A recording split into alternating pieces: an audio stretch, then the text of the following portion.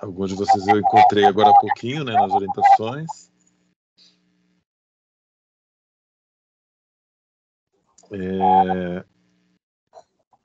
Deixa eu só dar um recado para vocês, então.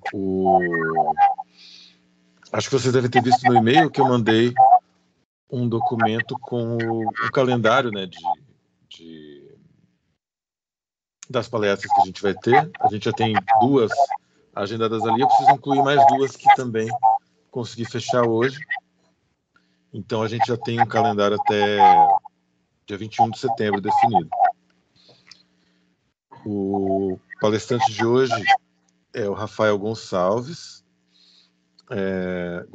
Teixeira, né? O Rafael é jornalista também, né? Foi graduado na Universidade Católica de Santos, fez especializações em assessoria de imprensa e em comunicação empresarial.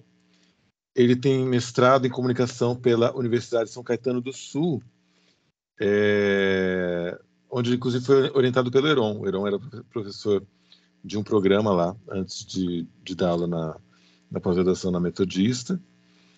E acabou de terminar o doutorado dele, defendeu na segunda-feira agora, fui da banca dele, inclusive, aqui na Metodista, né? Então ele é recém-doutor, super recém-doutor em comunicação social, e o título do trabalho dele, que inclusive é o título da palestra de hoje, é Notícia Não é News, modos e espaços de produção, circulação e consumo de informação na atualidade. O Rafael está bem preocupado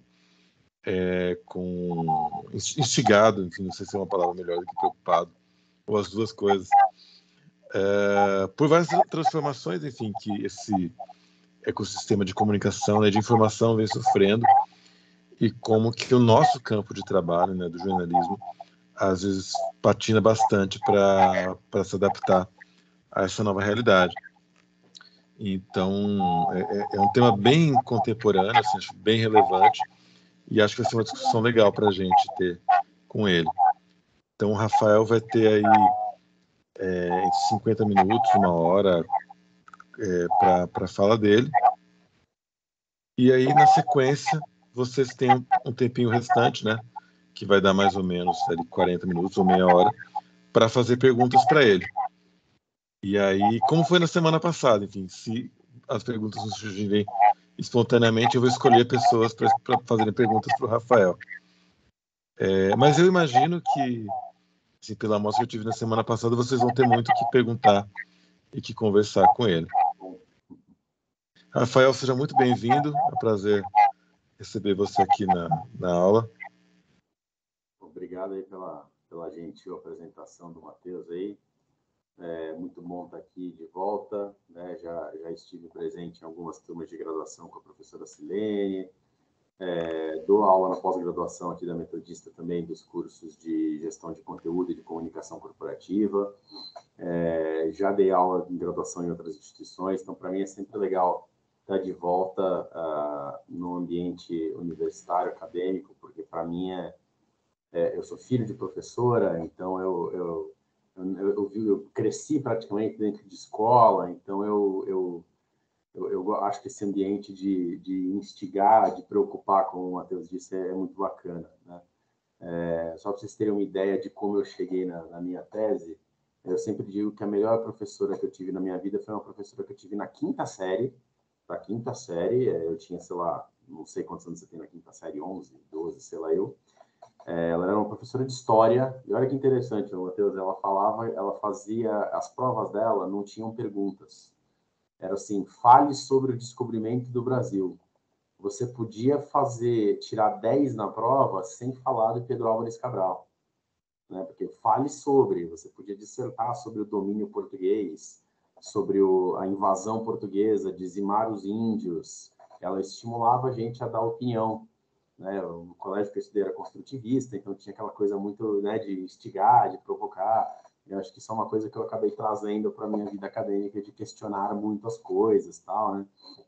Enfim, então eu acho que é aí que reside um pouco da minha preocupação aí de discutir a notícia, o que é notícia, como a gente dá notícia, o que a gente entende como notícia, e tentar entender por que os meios de comunicação hoje se preocupam mais em desmentir notícias falsas, que para mim essa expressão não tem nada, não quer dizer nada, porque se é falso não é notícia, é só uma mentira, né? Fake news é um nome bonito que inventaram aí, né? Mania de gourmetizar as coisas, né? Enfim, como o Brasil era antes dos índios e tal, antes da exploração. É isso, Giovanni, exatamente. Assim, a professora instigava a gente a pensar, não a decorar, né? Inclusive, ela que me ensinou na quinta série, em 1993, sei lá, eu não lembro, que a gente não devia falar de descobrimento do Brasil, a gente devia falar chegada europeia ao Brasil, porque o Brasil já existia, né? Os índios já estavam aqui, então é uma visão muito eurocêntrica, dizer descobrimento do Brasil em 1500, né? Se vocês quiserem falando alguma coisa durante a aula, gente, podem usar o chat aqui, que eu estou com duas telas, eu consigo me dividir bem aqui entre minha apresentação, tá? E a minha apresentação e os comentários de vocês, tá? Fiquem à vontade aí, por favor. Eu acho que quanto mais a gente puder fazer uma grande conversa, acho que vai ser mais legal para todo mundo, né? Bom, então a minha inquietação de discutir os espaços de circulação de informação começa com uma coisa que a gente aprende na faculdade, né? Vocês aí estão terminando esse ciclo aí, vocês ouviram muito em teoria da comunicação falar do gatekeeper, né? Que o jornalista tem esse trabalho de porteiro, né? O gatekeeper é o porteiro que seleciona o que entra, o que sai, o que passa, o que não passa, o critério de edição, né? Com base no interesse público, né?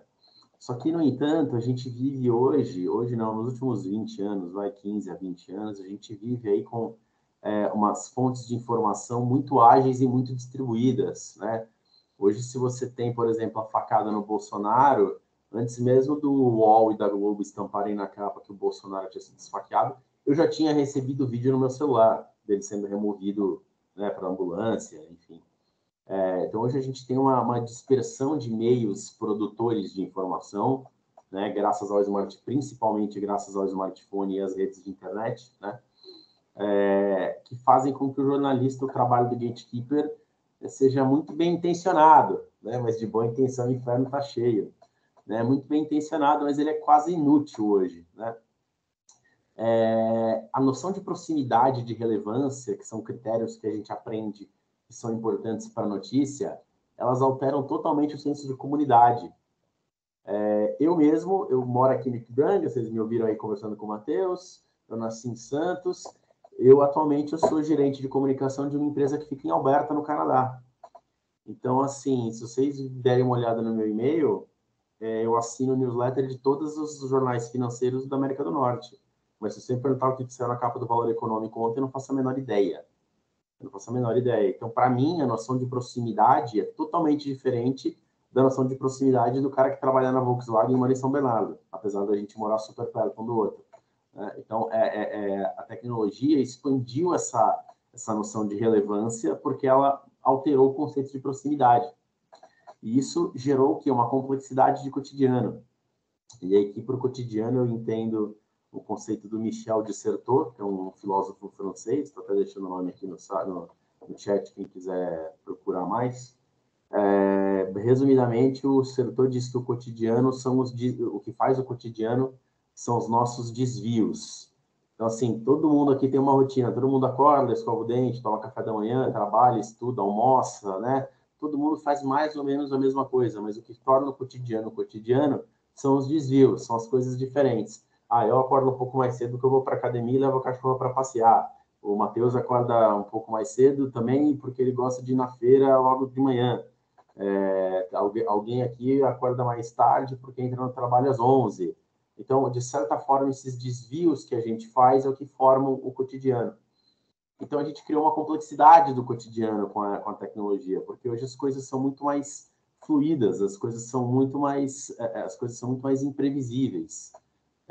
Hoje você tem pessoas que moram no mesmo prédio, mas que elas têm horários totalmente diferentes, enquanto antigamente a gente tinha hora do rush aí entre 6 e 7 horas da manhã e tal, né? E com isso a gente tem uma nova atuação política dos indivíduos, né? Justamente porque os meios de comunicação acabam perdendo esse contato com o cotidiano. E aí eu trago à tona os casos do Trump e do Bolsonaro, né? Que são caras que se elegeram por favor, não estou fazendo nenhum tipo de crítica política, nem elogio, muito menos, tá? O Trump e o Bolsonaro conseguiram se eleger sem utilizar os meios de comunicação enquanto candidatos. Né? O Trump já foi apresentador daquele programa O Aprendiz, lá, The Apprentice. O Bolsonaro foi fabricado muito, em parte, aí pelo CQC e pela Luciana Gimenez no Super Pop, mas na condição de candidatos, eles não utilizavam a mídia, eles não apareciam em debate, eles não respondiam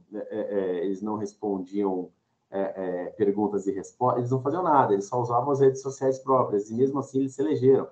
Então, uma clara demonstração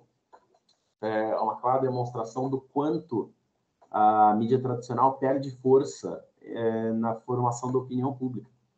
Né? A gente consegue ter em 2 grandes países da América, né? Os Estados Unidos, uma das maiores potências do mundo, aí, o Brasil, né? Que tem um papel super importante no agro e tal, apesar de a gente ter inúmeros problemas, 2 países desse nível de importância na economia global elegerem candidatos que não usaram a mídia enquanto candidatos, né? Usaram enquanto empresários, enquanto deputados, enfim, em outra condição de produção de discurso. Isso me levou a procurar alguns teóricos que debatiam problemas sobre a divulgação atual, a divulgação contemporânea de notícias de atualidade. E eu encontrei o Vitor Picard, que é um professor da Universidade de... Agora me fugiu. Não era Colômbia, acho que... me fugiu, desculpa. E ele tem um artigo muito interessante que ele fala dos 3 pontos cegos do jornalismo, que não são discutidos em forma nenhuma. O primeiro são as bases normativas, né, do jornalismo. Então, assim, a gente nunca parou para pensar se o que a gente faz continua valendo, né? Aquela coisa do lead. O que, quem, quando, onde, como, por quê. Então, isso é uma base, é uma regra básica, né? Você tem que responder as 5 perguntas, 6 perguntas do lead, o como, tal. O que, quem, quando, onde, como, por quê, para ter uma notícia, tal. Essa base normativa nunca foi discutida. As políticas e práticas também não são discutidas, então a gente só sabe que ao longo dos últimos 40 anos, 30, 40 anos, as redações foram se enxugando e os jornalistas foram ficando cada vez com menos tempo de ir à rua. Então, o jornalismo, as redações foram dependendo cada vez mais de agências, então a informação foi ficando muito privatizada e foi ficando cada vez mais de um ângulo só, né? E outro ponto cego que para o Vitor Picard não é debatido é uma questão econômica, né? Porque o jornalismo, para se financiar, para que as empresas de mídia se financiassem, eles passaram a precisar ampliar o horário do entretenimento, o espaço do entretenimento. Então, o jornalismo, a informação, acaba muitas vezes se confundindo com o entretenimento, né? Tanto que a gente vê muita gente aí falando, mas será que eu sou jornalista, eu vou ter que fazer dancinha no TikTok para ser visto, para ser conhecido, para ser lido? Não, calma. Eu também não tenho nenhuma fórmula mágica, mas também não é por aí, né? A Chris Wardle, uma outra professora de uma universidade inglesa, chegou à conclusão que os jornalistas eles passam... Um dos grandes problemas também é que o jornalista hoje ele é obrigado a passar muito tempo noticiando e pouco tempo desconstruindo mentira. Então, quando um jornalista escreve, você já deve ter sei lá, para cada notícia que eu escrevo, eu devo ter pelo menos umas 50, 100 versões da mesma notícia que eu escrevi, só que de outro ponto de vista, né? E, obviamente, a gente tem aí muita mentira, muita informação enviesada, muita coisa que não é notícia, mas é informação. E o jornalismo, na verdade, ele passou a ocupar o mesmo espaço. O Twitter, as redes sociais, o espaço digital ele é muito democrático. Então, essa linha entre entretenimento, produção de conteúdo de fã, produção de conteúdo de jornalismo sério, tal, ela ficou muito borrada. Então, tudo parece uma coisa só. E esses agentes de desinformação, como chama Chris Wardle, eles criaram essa nova dinâmica, que o jornalismo, além de noticiar, ele precisa combater a mentira. E isso gera uma demanda por um produto, né, que os veículos tradicionais não suprem. Então, a gente vê hoje aí uma proliferação de youtubers, de influencers, de comentaristas, e aí de tudo, tá? Tem desde gente que fala de economia, até gente que fala de futebol, de esporte. A gente tem youtuber aí, podcast de tudo, né? Enfim, dos mais variados assuntos, né? Por exemplo, lá na empresa que eu trabalho, eu sou apresentador de um podcast de economia. Eu não sou economista, não sou especialista em legislação canadense, mas eu apresento um podcast de economia. É louco isso, gente, mas eu faço isso. Enfim, então, por quê? Porque os veículos tradicionais, que a empresa que eu trabalho ela é uma empresa de capital privado, que ajuda empresas a levantarem fundos no capital, de venture capital, né, de capitalistas, de investidores anjo, enfim. E a grande mídia não quer que isso aconteça, então eles não falam sobre o assunto, né? Porque a grande mídia normalmente é dominada por famílias, por instituições financeiras, por conglomerados. Então a gente tem um podcast que é até muito bem ouvido lá no Canadá, tem uma audiência muito boa. Então é um produto que a gente criou, né? Para suprir uma demanda que os veículos tradicionais não suprem. No entanto, ela poderia ser por qualquer... É que eu sou jornalista, eu tenho uma equipe de marketing, eu tenho uma equipe legal, né? Mas podia ser muito bem um cara que ganhou dinheiro num golpe de sorte, que começou a dar dica de finanças e o cara começar a crescer. E o cara não ter conteúdo nenhum para falar o que ele fala. É que eu tenho uma equipe por trás que me ajuda, que me ensina, a gente pesquisa, a gente cria a pauta, então funciona. Eu sei que é bem feitinho, eu tenho a minha ética profissional, mas eu não posso dizer o mesmo de outras pessoas que fazem isso, né?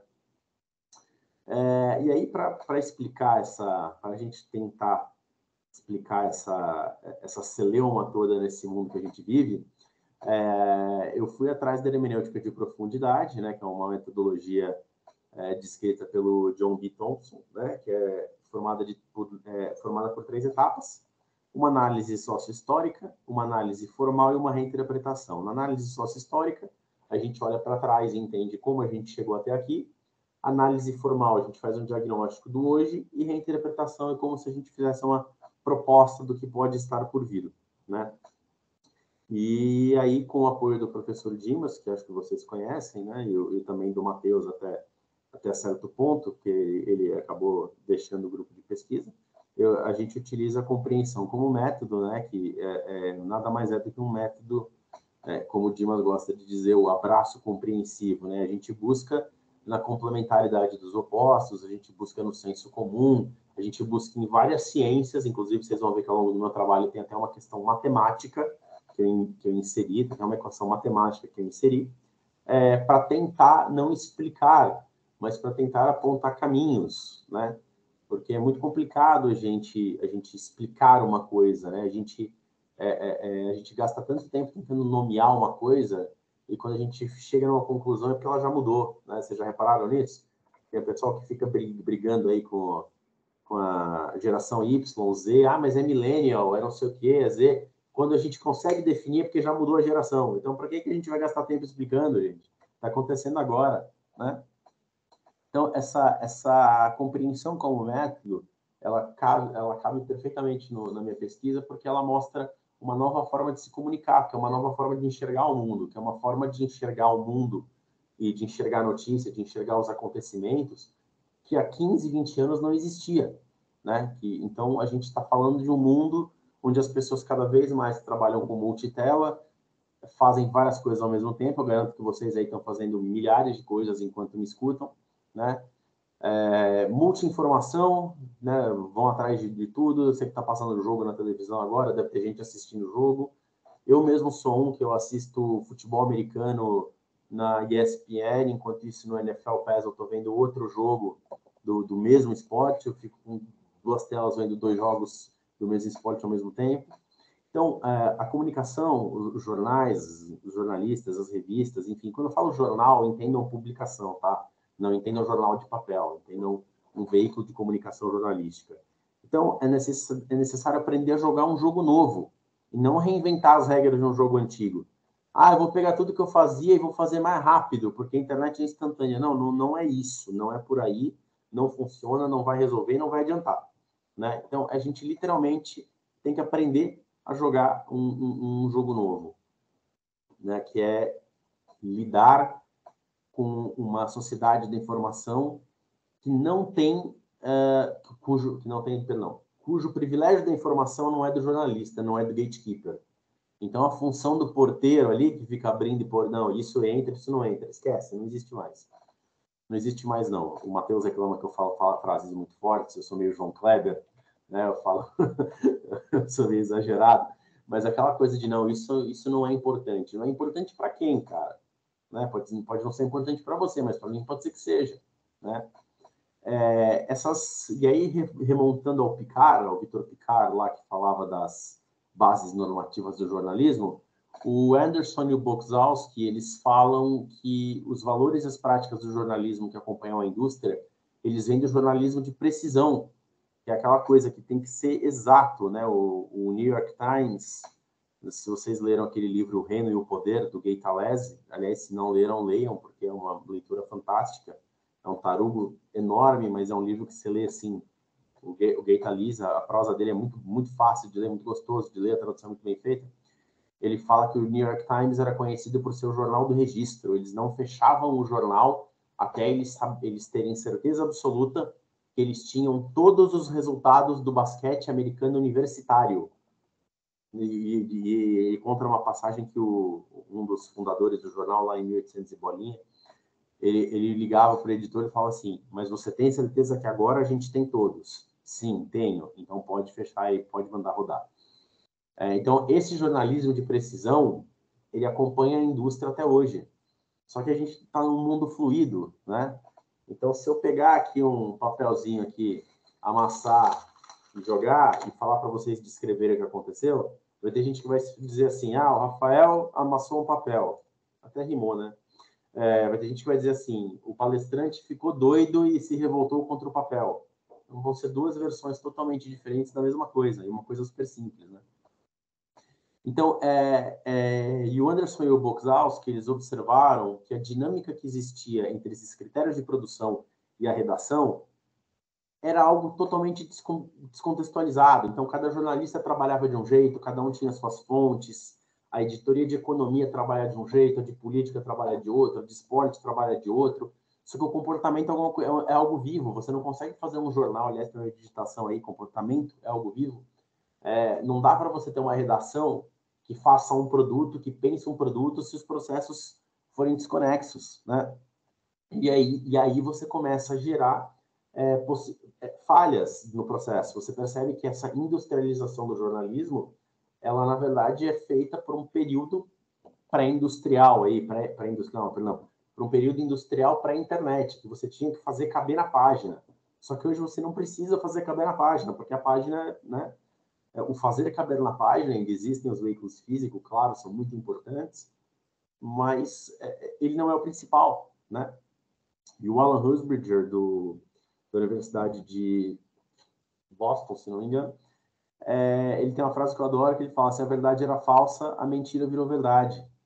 Então, para quem acredita que o Bolsonaro é santo, não adianta você dizer o contrário. Para quem acredita que o Lula é ladrão, não adianta você dizer o contrário, né? Porque hoje a gente tem um mundo produzindo notícia. A gente tem todo mundo que tem um smartphone na mão é capaz, sim, de produzir conteúdo, de compartilhar conteúdo, desse conteúdo ser visto no mundo inteiro, né? E isso faz com que a gente conviva num algoritmo, né? A gente acaba vivendo numa bolha de informação que é gerada por um algoritmo. E aí a gente tem uma crueldade que o algoritmo, segundo o Eli Pariser, ele tem uma coisa chamada força centrífuga. A centrífuga é o conceito da física, né, de a fuga do centro, porque assim, a gente simplesmente não sabe, eu garanto para vocês, se vocês jogarem no Google agora, uma palavra qualquer, Bolsonaro, entrevista Bolsonaro, eu tenho certeza absoluta que cada um de vocês vai ter um resultado totalmente diferente, porque a gente está inserido em bolhas diferentes. E aí, independe da ferramenta, pode ser o Google, pode ser o Twitter, pode ser o Facebook, qualquer uma. A gente nunca sabe o porquê a gente está classificado desse jeito. A gente nunca tem noção exata do porquê que a gente foi classificado pelo Google, pelo Facebook, pelo Twitter, pelo Medium, ou pelo Spotify, Por que ele me recomenda essa música, o Spotify? Ah, porque eu ouvi tal artista. Pô, mas eu não acho parecido, mas o Spotify por algum motivo né? Um exemplo disso, talvez vocês lembrem, na última eleição presidencial, o Ciro terminou, acho que em terceiro, com 12% dos votos, se não me engano. E houve um momento em que muitas pessoas, muitos analistas, inclusive se não me falha a memória, acho que o Fernando Schiller, da Band, achou que o Ciro tinha a chance de ir para o segundo turno. E aí, quando viram na apuração que ele teve uma votação muito baixa, ele mesmo falou essa frase, isso eu lembro que foi ele que falou, a onda Ciro parece que ficou restrita à internet. E é bem por aí. Então, assim, os algoritmos fazem com que a gente acredite que aquilo tudo, que a gente tem razão. E, nossa, olha só, eu gosto de cachorrinhos, eu tenho uma cachorra resgatada aqui, que está dormindo, capotada aqui no meu sofá, uma vira-lata adotada. E eu vejo muita coisa de cachorro na internet e tal, e o Instagram me sugere muita coisa de cachorro. Então, quando eu uso o Instagram, eu falo, nossa, como o mundo está ficando um lugar bonito, todo mundo só fala em resgate de cachorro. Na verdade, não, gente, é o algoritmo que está me jogando nessa bolha, porque ele sabe que eu gosto de cachorros resgatados. Simples assim, né? Inclusive, ele sabe que eu resgato cachorros, que eu tenho uma vira-lata, isso tudo. Enfim, e aí eu vou fazer um convite para vocês aí, para a gente sair um pouco dessa bolha aí, que é uma coisa muito tecnológica, e eu convido vocês aí 100 anos atrás, em 1922, quando esse distinto senhor, Walter Lippmann, lançou um livro chamado Public Opinion, Opinião Pública, né? Ele basicamente, 100 anos atrás, tá? Foi em 1922. Na verdade, 1922 acho que é a tradução, mas o livro é de 1921. Enfim, tá fazendo um século aí o livro do Walter Lippmann. Um dos jornalistas mais importantes da história. Ele escreve Public Opinion, que basicamente o que ele fala assim ao longo do livro a opinião é pública? Ou será que a opinião é pública, mas será que você tem uma opinião, ok? Mas será que ela não vem dos lugares que você estudou, das pessoas que você conhece, dos livros que você leu? E aí o seu vizinho que veio de outro lugar, tem outra família, leu outras coisas, estudou em outro lugar, ele tem outra opinião. Então, até que ponto a opinião pública não é uma opinião privada? Né? Até que ponto o público não é privatizado? Estou exagerando aqui, resumindo muito o pensamento dele, tá, gente? Mas só para encaixar a fala dele. E ele já falava naquela época, 100 anos atrás, hein, gente? Mal tinha telefone, né? Ele dizia que faltava método para apuração, porque a gente vivia atrás de uma explicação lógica. Então, a gente precisa de uma explicação lógica. Mas veja, se a gente for pensar no fundamento da notícia, sem querer criticar aí o modelo noticioso que eu critico, isso, obrigado, Matheus, 1922 mesmo, né? Se a gente for pensar na formação básica de notícia, o que, quem, quando, onde, como, tal. Ontem, na saída do campus metodista, um carro bateu no poste, derrubando, deixando o bairro sem luz, tal. Mas qual que é a explicação lógica por trás disso, né? Meio que não tem, né? Não há uma explicação lógica. As coisas acontecem porque elas acontecem. Aí entra a complexidade do cotidiano, como eu falei para vocês há pouco.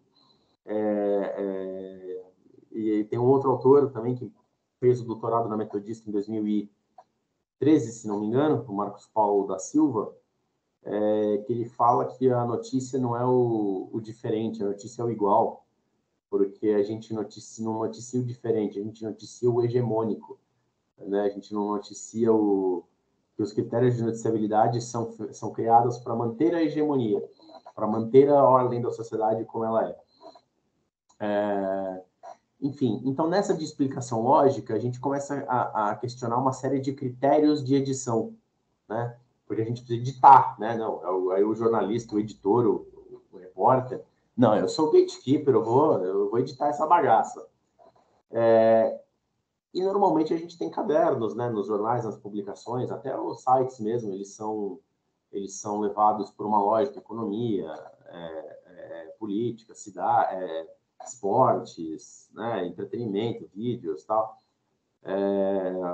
Num site como o G1, por exemplo, tem lá cidades, né, Globo e região e tal.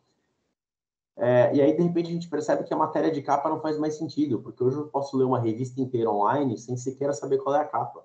Quer dizer, ainda existe capa da revista, ainda existe o grande chamariz da revista, o grande tema, não sei, porque como eu falei para vocês no começo da minha fala, né? Para mim, o que importa é uma notícia econômica do Canadá, né? Não o Copom, a reunião do Copom aqui da Selic e tal, isso para mim interessa muito menos, né? Aliás, cá entre nós, parênteses, para mim é bom que o dólar suba, né? Eu gosto que o dólar suba. Os critérios de noticiabilidade serem hegemônicos é o Marcos Paulo da Silva, o Adriana. Ele fez doutorado em 2013 na própria Metodista. Tá? Eu cito ele bastante, inclusive, no meu trabalho. Se você entrar na página da Metodista e digitar doutorado Marcos Paulo Silva, noticiabilidade, você vai achar a tese dele. O texto dele é primoroso, inclusive. É uma delícia de ler o texto dele. É muito gostoso o texto do Marcos Paulo Silva. Se não me engano, hoje ele é professor de uma federal, acho que de Mato Grosso do Sul, Goiás, não tenho certeza, mas o texto dele é primoroso.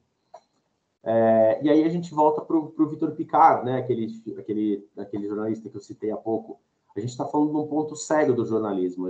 A gente está falando de uma descentralização da informação ou de uma hiperpersonalização? Então, será que isso acontece porque a informação está espalhada ou porque ela está super personalizada para a minha persona? Para quem o algoritmo determinou que eu sou e o que eu vou gostar, né? Enfim, é um debate que precisa acontecer na academia, né? Federal do Mato Grosso do Sul, obrigado, Matheus. O Matheus está bom de ponto eletrônico. Isso, presidente da SBPJ. O Marcos Paulo é fantástico, né? O Matheus, ele é um cara fantástico. Eu quando li a tese dele, eu falei, mano, eu queria conversar com o Marcos Paulo uns 3 anos para entender direito isso aqui. Pra gente. Eu sou um grande fã. Ele foi convidado do meu grupo de pesquisa num evento do ano passado. É espetacular, ele é espetacular. Eu tinha vontade de conversar com ele uns 3, 4 anos sem parar, e aí eu chegar à conclusão que tudo que eu escrevi, que ele escreveu, tá tudo errado, a gente escreveu tudo do zero de novo. O Marcos Paulo é fantástico.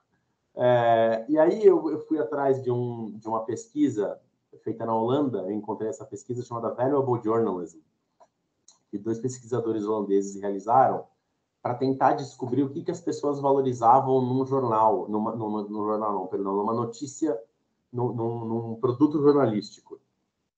E eles chegaram a alguns resultados espantosos.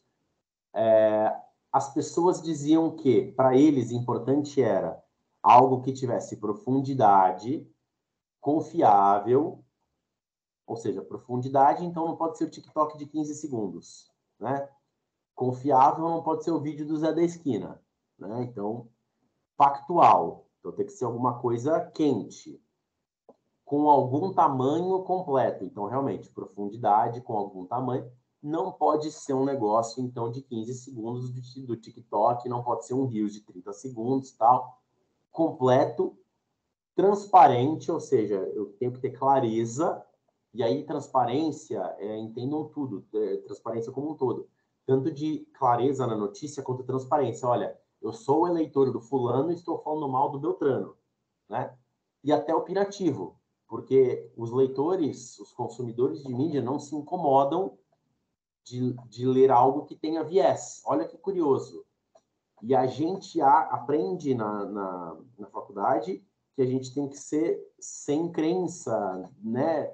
Enquanto, na verdade, a gente sabe que isso é um pouco difícil, né? Que tudo que a gente traz de bagagem aparece ali no nosso texto, né?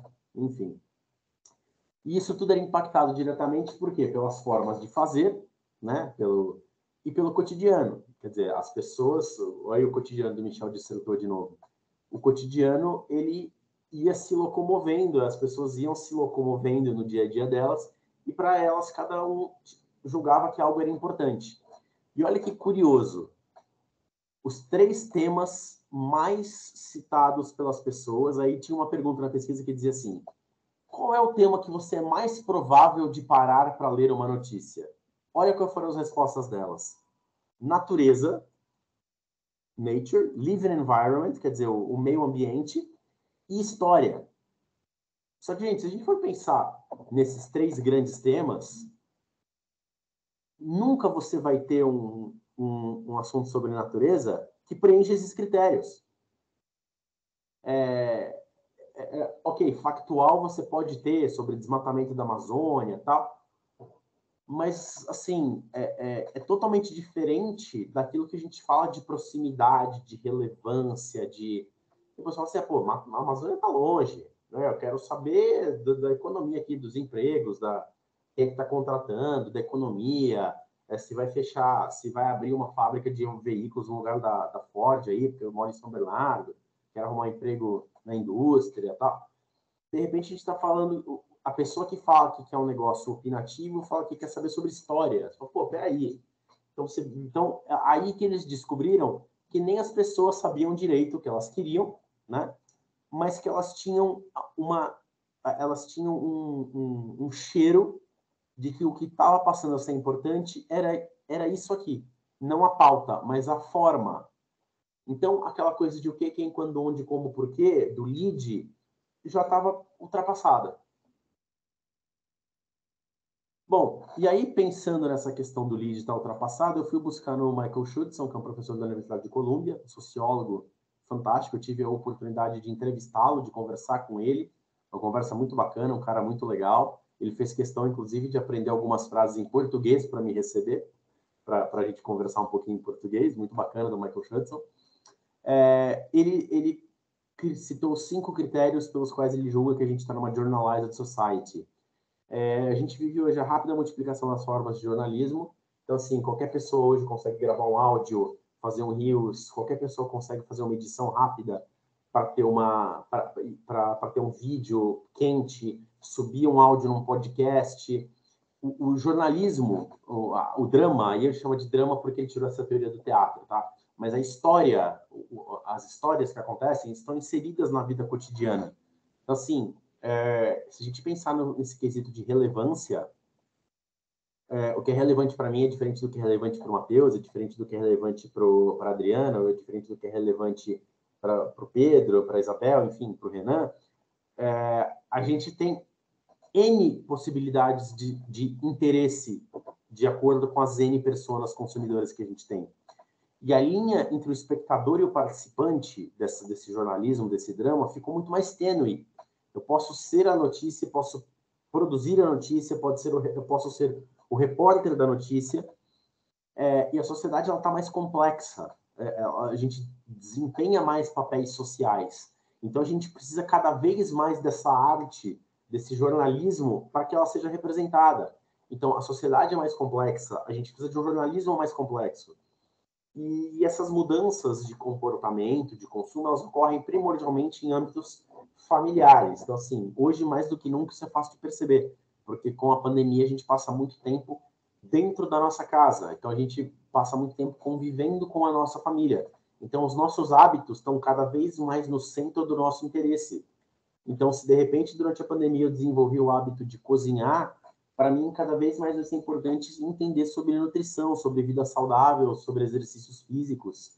Se de repente, na pandemia, eu passei a costurar, para mim vai ser muito mais interessante eu saber sobre a indústria têxtil, sobre materiais, sobre novos tecidos e pigmentos naturais, que eu possa tirar de uma folha que eu ache na rua, eventualmente, sei lá. Né? Bom, então, em meio a todo esse questionamento que o jornalismo passa, a gente vai precisar entender um pouquinho como é que a gente está hoje, como é que está a nossa sociedade hoje, né? E aí eu recorro a uma frase do Dimas, que eu adoro, do Dimas et al., né? Dimas e outros autores aí de um dos livros do grupo de pesquisa da compreensão como método, que eu acho essa frase fantástica: Deus nos livre de cair no reducionismo do conceito absoluto, fechado e violento. Lembra aquilo que eu falei agora há pouco, que a gente fica definindo geração X, Y, Z? Quando a gente chega numa conclusão, a geração já mudou? Então, é isso. Quando a gente define o conceito, a gente perde o bonde da coisa, né? Então, a gente está nesse... Aí a gente foi buscar no Bauman e no Lipovetsky um suporte para a gente entender como é que as pessoas vivem hoje, como é que as pessoas consomem hoje. Porque produto de mídia é algo que você consome. Então, a notícia é sim produto e não tem problema nenhum nisso, tá? Então, a gente tem hoje essa pseudo-individualidade, né, que o Lipovetsky chama. Veja bem, pseudo-individualidade por quê? Porque será que sou eu? Ou será que o algoritmo me pôs assim, eu só estou caminhando contra o vento, sem lenço, sem documento, né? Levado pelos robôs malignos, né? Então, como a gente vive essa ausência de massa, a gente não tem mais um norte editorial, porque a gente vive aquela cultura de comunicação de massa, né? Então, os jornais, a internet, os veículos de internet, televisão, a gente sempre pautou pela massa, só que a gente não tem mais uma massa homogênea. Então, a gente está falando para quem? Né? Então, a esfera pública, nesse sentido, como descrita pelo Habermas, ela ganha um contorno diferente. Né? Ela ganha um contorno diferente. Ela passa a ser uma esfera pública privatizada, digamos assim, porque os conglomerados de mídia, especialmente no Brasil, tá? Mas no mundo afora não é tão diferente assim, as grandes empresas de mídia estão na mão de famílias. E cada família, obviamente, é uma empresa por trás que tem seu interesse. Né? Eu trabalhei um período numa assessoria de imprensa e a gente estava em uma reunião com um jornalista da Folha. Ele falou assim: não, porque como vocês não são jornalistas. Aí o meu chefe falou assim: opa, pera lá. Interesse você também tem algum aí por trás, né? A Folha também tem conta para pagar, né? Aliás, da Folha não, perdão, era do Estado de São Paulo, desculpa. Enfim, então, essa esfera pública, ela reassume uns traços feudais. Olha que curioso. A coisa é tão líquida, tão fluida, que parece que ela voltou para trás. Os ofertantes, né, os donos desses conglomerados de mídia, Globo, Record e tal, eles ostentam essa roupagem de representação. Então, assim, a Record tem a linha dela, a Globo tem a linha dela, tal. Só que os seguidores atrás, ok, você assiste a Globo, que você vê futebol, né? Então você tem as suas preferências aí você vê novela na Globo, você vê novela na Record, você vê o Chaves no SBT e tal. Mas a gente, ao mesmo tempo, a gente tem você consegue trazer informação para dentro do feudo, de fora, né? Então aquele famoso, isso a Globo não mostra, né? É como se alguém fosse obrigado. Eu, pelo menos, não sei na casa de vocês, mas na minha casa nunca entrou ninguém com uma arma, né? Na minha cabeça para falar, põe no Jornal Nacional. Nunca aconteceu isso aqui, né? Nem tira do Jornal Nacional. Isso nunca aconteceu, né? Então, seria então que esses consumidores eles são moldados então pela imprensa? Mas qual que é mas qual massa é essa? Que massa é essa que a imprensa criou? Né? Se a gente está falando, se o Lipovetsky já falava que a gente está vivendo o tempo da hiperpersonalização, então realmente não tem massa, mas a gente lida com os veículos como se eles fossem os veículos lidam com o público como se eles fossem massa, né? Óbvio, não dá para colocar no ar 30 telejornais, mas será que o telejornal ainda vale? O jornal ainda vale? O site daquele jeito, o portal daquele jeito ainda vale? Então, aí eu recorro ao Boaventura de Souza Santos, que ele fala da degenerescência da ciência, que ele fala que tem um passo muito importante da ciência para a ciência ser aceita. E aí vamos entender ciência não só como tubos de ensaio, química, biologia, tá? Vamos entender o que a gente faz na academia aqui, né? Ciência social como ciência. Ele fala de desdogmatizar a ciência. A ciência está muito longe do homem comum, está muito longe do cotidiano. E nós perdemos o bonde, o jornalismo perdeu o bonde. Não, gatekeeper, a gente sabe que é importante, a gente tem credibilidade. Mano, mas teve gente que estava lá e tirou foto do carro pegando fogo. Né? E o jornalista estava na redação nessa hora. Então, como é que você quer defender credibilidade num mundo que isso acontece com cada vez mais frequência, né? Então, a gente, como jornalista, opor essa ideia de senso comum e de informação não é racional. Porque se você não é imprensa, você está errado, é muito maniqueísta, não é racional. Né? Não é racional. E aí, a gente precisa pensar numa coisa interessante, porque essa degenerescência da ciência que o Boaventura fala tem muito a ver com a desinformação que a gente vive hoje. Porque, veja, vocês aprenderam que a gente tem que escrever, né? Não sei se ainda se fala isso na graduação, que a gente tem que escrever uma notícia para desde o neto até a avó entender, né? Tem que ser o mais simples possível, tal. Então, veja bem, será que, então, a gente, como imprensa, ao longo dos últimos 20, 30 anos, não simplificou tanto, que a gente passou a ficar raso e a gente criou maus leitores?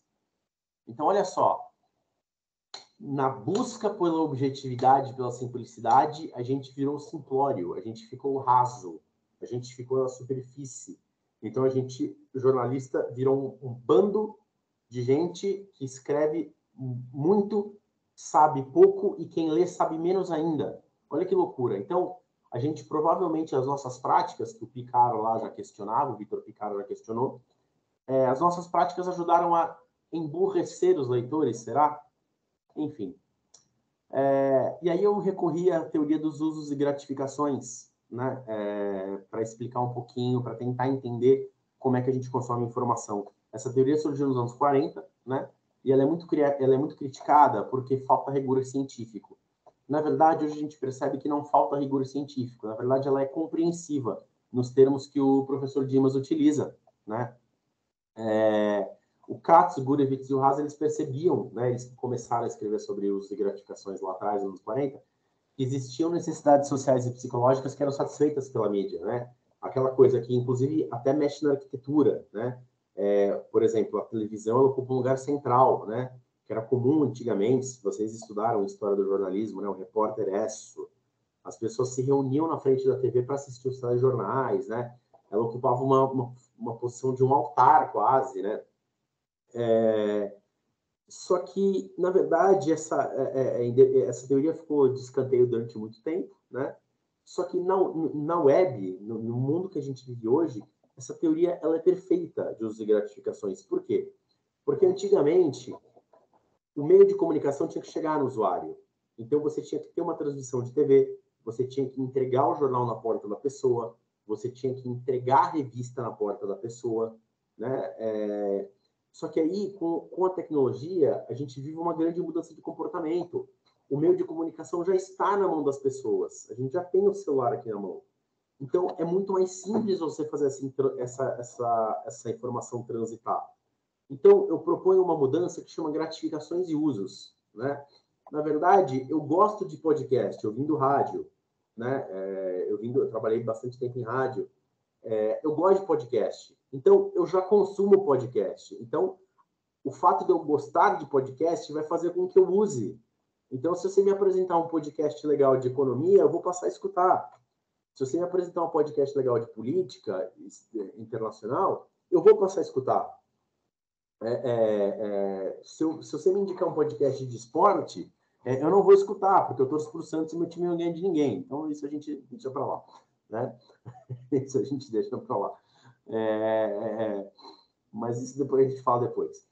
Isso é falta de encontro presencial, né, Matheus? Depois da faculdade a gente ia para o bar, a gente conversava, a gente via jogo, né? Enfim. Então, nunca houve tanto espaço para consumo de informação. Então, a teoria dos usos e gratificações, que eu proponho uma brincadeira com as gratificações e usos, é perfeito para a era que a gente está vivendo, porque eu gosto do Spotify, então eu estou lá.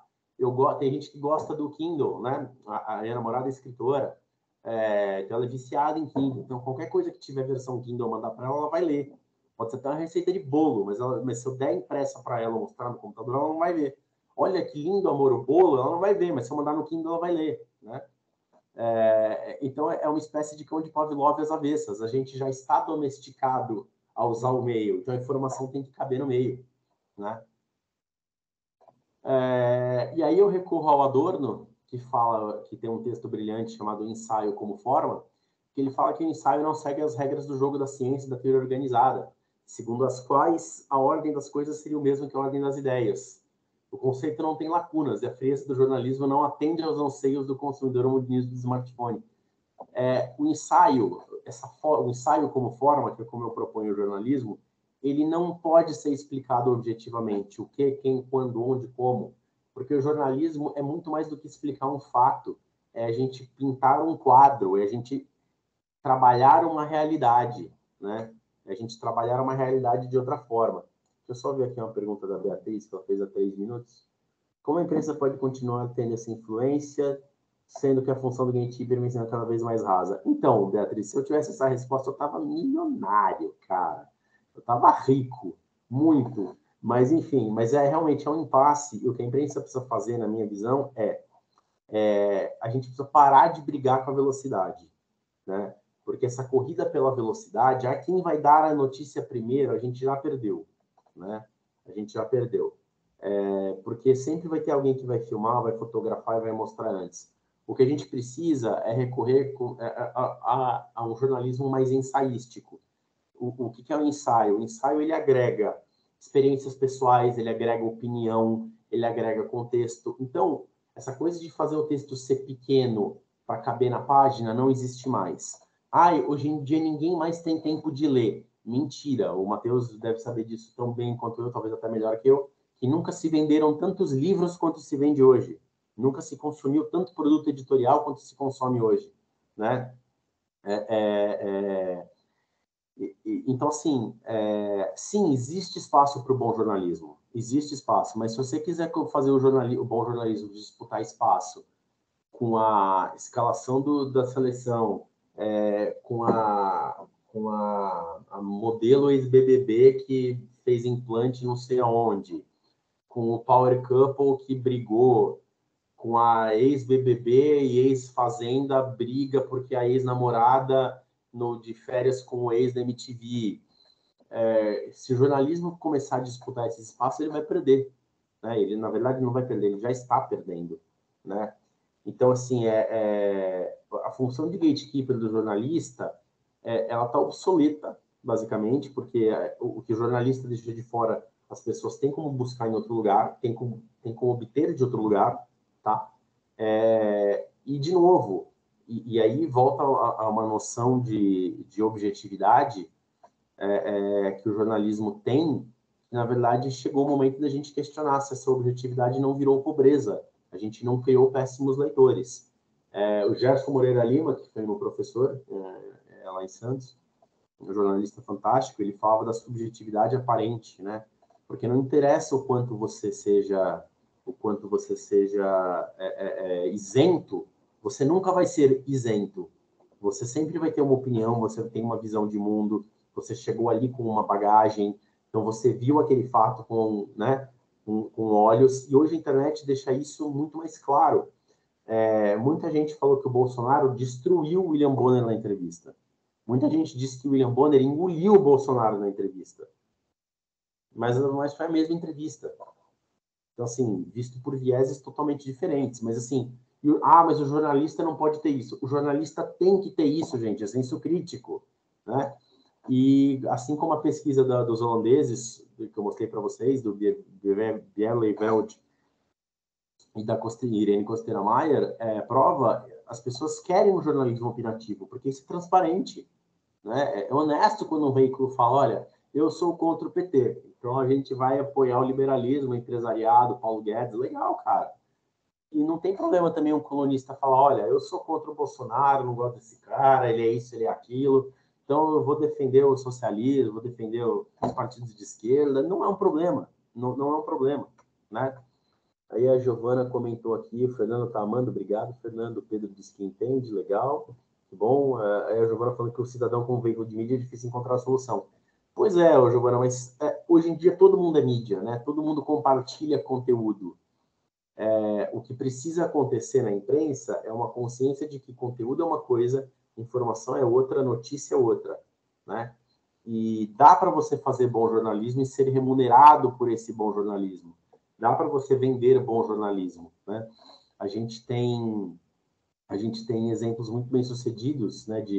Eu até pulei aqui, falei muito rápido, enfim, da compra da Amazon pelo Washington Post, né? Da compra do Washington Post pela Amazon. Eles passaram a colocar cientistas de dados do lado dos jornalistas, né? Então as apurações estão cada vez mais profundas, muita infografia, muito audiovisual, né? Então o jornal ele virou um chamamento para o produto digital, né? O jornal impresso que ainda existe, ele virou um chamamento, não, ele virou um complemento, ele virou quase que uma revista. É dificílimo fazer isso, é dificílimo, porque você precisa ter muita profundidade, repórteres bem preparados, mas é assim que você destaca o jornalismo do ex-BBB que casou com a ex-Fazenda e teve um caso com a ex de férias com o ex na MTV, enfim, e essas coisas que não estou demonizando, tá? Não estou reclamando, não é uma crítica, mas é verdade, a informação está diluída ali no meio, né? Enfim. E podem reparar que nesse mundo cruel que a gente vive aqui, a notícia nunca vira viral, né? Ela nunca viraliza. O que viraliza é o não hegemônico, né? O que viraliza é o outro ângulo, né? Por exemplo, você viu a notícia do Bolsonaro tomando a facada lá atrás, mas o que viralizou foi o vídeo dele sendo carregado, né? Não a notícia em si. Garanto que aquele vídeo foi muito mais compartilhado do que qualquer notícia, entre o UOL, R7, G1, Folha, Correio Brasiliense, né? Então, o acontecimento oficial, a voz da mídia, aquilo que o gatekeeper gentilmente imaginou que os leitores querem ver, não é isso que viraliza, né? Não é o resultado do jogo, é a entrevista do goleiro no final, que ele errou o nome da amante, da namorada, né? Não é o resultado do jogo, tanto faz quanto foi o jogo. Vocês viram essa história? O goleiro foi dar entrevista, mandou um beijo para a noiva e errou o nome da noiva. Ele falou, um beijo, Kate, sei lá eu. Aí ele voltou, desculpa, não é Kate, né? Grazi, isso, Giovana, obrigado. Não é Grazi o nome da minha esposa, é tal. Veio do além, não sei quem é, tal. Mas o jogo, ninguém lembra qual era o jogo, qual era o time, quanto foi. O que viraliza é o não hegemônico, né? E aí eu já comentei a ausência do pensamento crítico, né, em detrimento do lead, né? E é engraçado quando a gente fala que a gente tem que sintetizar, né? Não, tem que ser curto, tem que ser veloz, tal. Só que não é isso que o público quer. O público precisa de mais. A gente vive num momento que a gente precisa pensar criticamente, né? Não à toa surgiram os movimentos direitistas, né? Trump e Bolsonaro, em momentos muito semelhantes do mundo, em países bastante diferentes, socioeconomicamente falando, né? Então é muito pouco compreensível você achar que você... O que, quem, quando, onde, como. Pronto, matei a pau, fiz meu lead, peguei os dois personagens, fechei a matéria, pô, sou um arraso de jornalista. Não é. Você está fazendo o que qualquer pessoa com o Twitter e com o Instagram pode fazer. Postando uma foto, um textinho explicando que, o bairro ficou sem luz, tal, acabou, morreu, né? E para mim, na minha visão, o grande lance do ensaio é esse, ele provoca e levanta questões, né? Se o jornalismo não for investigativo e não trouxer dados, eu não gosto muito dessas subdivisões de jornalismo de dados, internacional, político, econômico, tudo é político, tudo é econômico, né? Costumes são políticos, costumes são econômicos, consumo é econômico, né? Eu costumo dizer que qual foi o maior vilão da venda do jornal? A internet. Não vende mais jornal por causa da internet. Não, o maior vilão da venda de jornal foi a Parmalat, porque a gente começou a comprar leite longa-vida, vocês com certeza são muito jovens para lembrar disso, mas houve uma época que a gente ia na padaria às 6 horas da manhã, comprava pão e um saquinho de leite, que o leite era fresco, ele estragava, então você precisava ir todo dia. Aí, com o troco, você comprava o jornal, os centavinhos lá que sobrava, você comprava o jornal. Quando o leite passou a ser longa-vida, você não precisava mais ir na padaria, então você não precisava mais passar na frente da banca. E aí você não comprava mais jornal. Pô, a culpa é do leite, na verdade. A culpa não é da internet, né? Então, se o jornalismo não passar a tratar tudo como político, tudo como capital, tudo como costume, tudo como comportamento, o jornalismo vai cair nessa seara da notícia velha. De falar, o bairro ficou sem luz. Legal, mas eu já vi o vídeo de tudo apagado. Né? Eu já recebi o vídeo de tudo apagado no bairro da minha mãe. Né? O consumo é político, né? E eu digo que as desigualdades são geradoras de violência, assim como a violência é geradora de desigualdade, né? E aí não entendam violência apenas como violência, roubo, assalto, não é isso, criminalidade. Entendam violência como a pessoa ter que empurrar a outra para comprar pele de frango e osso. Isso é violência. A gente está num país, no maior produtor de alimentos do mundo, que paga acho que a terceira maior carga tributária do mundo, e a gente tem 30 milhões de pessoas se empurrando para comprar osso e pele de frango, né? Então, esse emborrecimento dos leitores com esses padrões de texto enxutos e simplificados contribuíram para que a gente deteriorasse a qualidade dos leitores, né? E ninguém precisa responder essas 5 perguntas para começar uma notícia, né? E notícia, em inglês, é news, né? Então, se ela é notícia, ela não é news, ela já não é nova. Né? Ou alguém, eu tenho a TV aqui perto, eu não sei como tá o jogo, mas tá 1-0 pro Flamengo, sei lá. Ninguém precisa comprar, tô falando para vocês agora aqui o resultado do jogo e tal. Ninguém precisa comprar o jornal amanhã para saber quanto foi o jogo de hoje. Né? Então, se ela cabe num lead, ela já tá velha. Né? E o jornalismo ele não é sobre o que aconteceu, ele é sobre as pessoas que vão construir o mundo. Né? É sobre compreensão, é sobre entender o que aquele fato significa naquele momento histórico, de onde ele veio e para onde ele vai. Não é sobre responder 5 perguntas do lead. E aí, nossa, encerrei exatamente. Eu tô bom de ter. Eu acho que eu vou trabalhar numa fábrica de relógio, Matheus. Que ontem, na segunda, eu fiz o tempo certinho, hoje eu cravei 1 hora também. E aí eu deixo para vocês, né, terminar com 2 frases, né? Uma do Abraham Lincoln, né? Com certeza é do Abraham Lincoln essa frase, pode acreditar, tá? Confia. Don't believe everything written on the internet, just because there's a picture with a quote next to it. Eu tenho certeza que foi o Abe Lincoln que falou isso, né? Assim como eu tenho certeza que foi a Clarice Lispector que falou, que cita a frase dela em momento de recalque, mas nunca leu um livro dela. É muita pós-modernidade para o gosto dela. Eu tenho certeza absoluta que essas 2 frases são reais, tá? Se está na internet é verdade. Bom, basicamente é isso. Espero que vocês tenham curtido aí a minha viagem. Matheus, vou interromper aqui o share. Matheus, está com você a bola aí, está com os alunos. Espero que tenham gostado.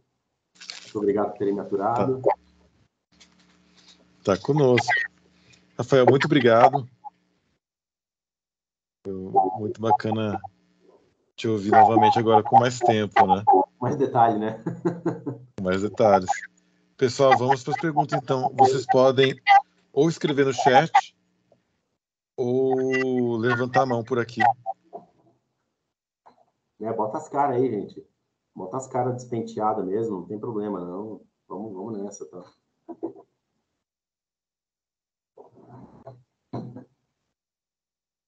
Gente, meu mouse, eu comprei um mouse sem fio, não me adaptei a ele ainda. Às vezes ele corre, ei, volta.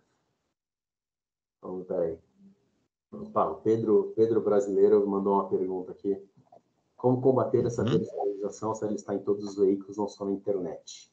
Tem pessoas que não assistem certos canais de TV e não ouvem emissoras de rádio por conta de opinião política. Olha, Pedro, eu prefiro dizer, eu não gosto de usar a palavra combater. Eu acho que a gente tem que aprender a lidar com ela, né? Tem que conviver com. Por exemplo, quando você fala eu conheço um casal de idosos que eles não assistem Globo. Não, a gente não assiste Globo, Globo lixo, que não sei o quê, tá. Só que eles assinam o NET, né? Eles têm a TV a cabo NET, né? Então, a NET é da Globo. Então, sei lá, né? Um pouco de incoerência. Mas, enfim. E aí, essa personalização, eu não acho que ela tem que ser combatida, eu acho que ela tem que ser convivida. Como assim? Se o camarada quiser só escutar veículo que defende o Bolsonaro ou que só defende o Lula, é um direito dele. Né? É um direito dele. É um direito dele à medida em que o jornalismo ele criou essa bolha para ele próprio. Né? Ele criou essa bolha para ele próprio. Se a pessoa quiser acreditar em absolutamente tudo que ela lê a partir de um viés apenas, ela tem todo esse direito. O que quem faz jornalismo sério não pode abdicar é sabe aquela coisa que a gente escuta na faculdade? Aí tem que ouvir os dois lados. Não tem que ouvir os dois lados, tem que ouvir os 50 lados. O Bolsonaro, o Lula, mas tem que perguntar para o pastor Everaldo o que ele acha, tem que perguntar para o Cabo Daciolo, tem que subir o morro lá para a montanha do Cabo Daciolo, e o jornalista tem que dar a opinião dele. Eu acho que falta opinião na imprensa brasileira. Falta muita opinião qualificada, e falta investimento em jornalismo, que é aquela coisa de você reproduzir um release, de você ter uma voz oficial e sair a mesma declaração em todos os veículos, né? Porque os caras não têm grana para bancar, porque jornalista é custo, não é investimento, né?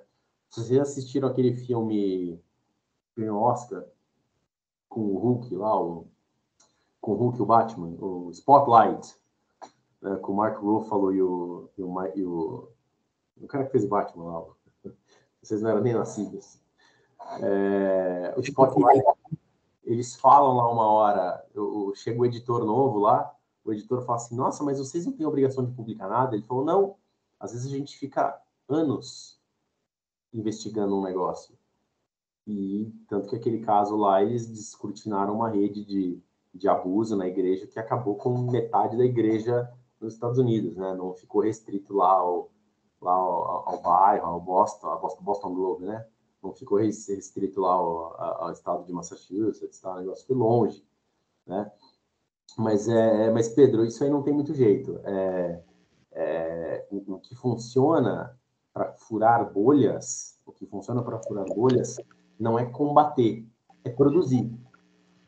Então, assim, se você tiver um excelente vídeo, uma excelente aula, uma excelente palestra explicando por que a gasolina sobe quando o petróleo sobe, mas por que ela não cai quando o petróleo cai, eu tenho certeza que as pessoas vão assistir, independente de política.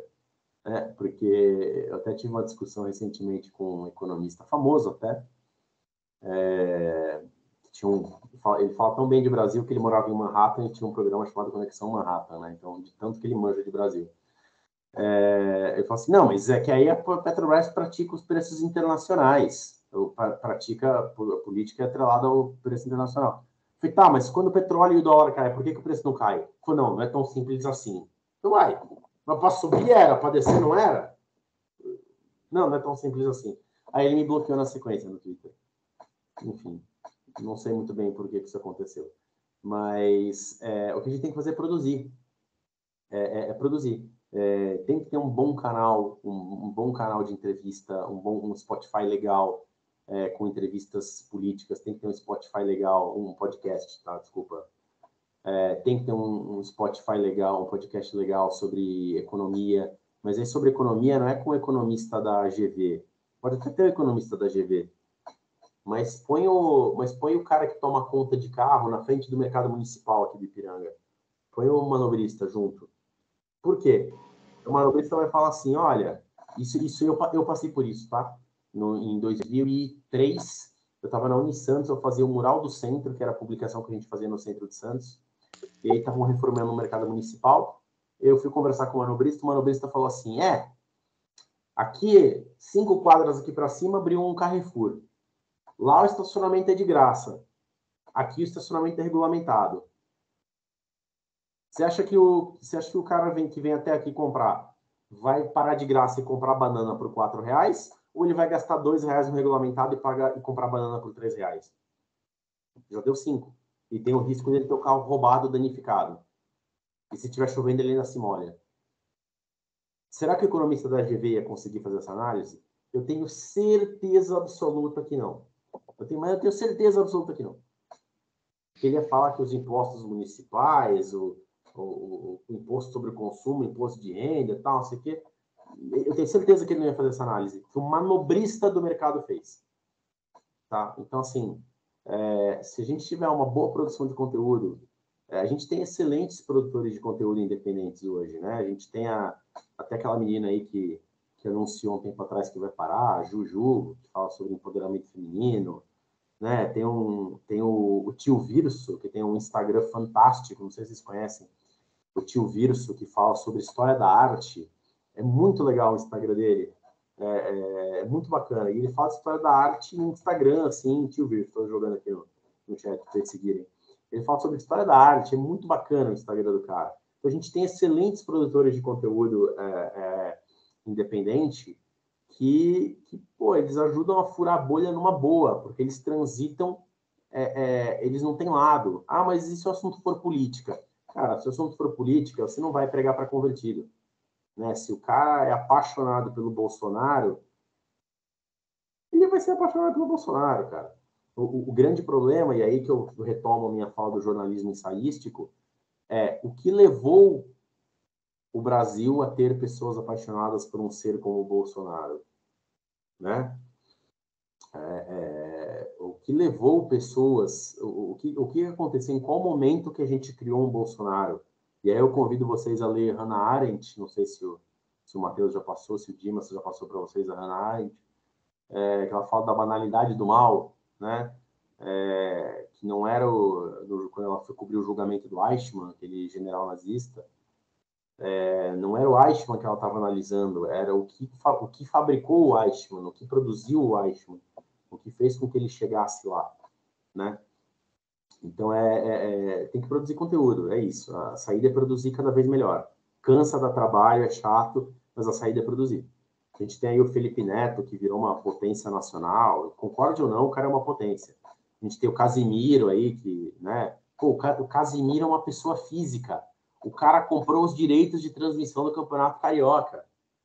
Né? Mesma coisa que eu e o Matheus, a gente tem uma grana aqui sobrando, a gente comprou os direitos de transmissão e a gente vai assistir o jogo comentando e vai transmitir. E a gente vai tirar a hegemonia da Globo fazendo isso. Já pensou? O Casimiro fez isso. Né?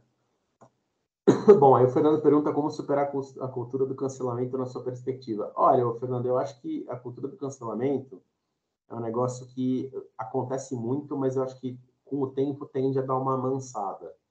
Ela tende a pender para o... Eu odeio essa expressão, é muito centrão, mas tudo que é muito radical, todo momento histórico que as coisas ficaram muito radicais, elas acabaram pendularmente ficando equilibradas numa coisa mais central, tá?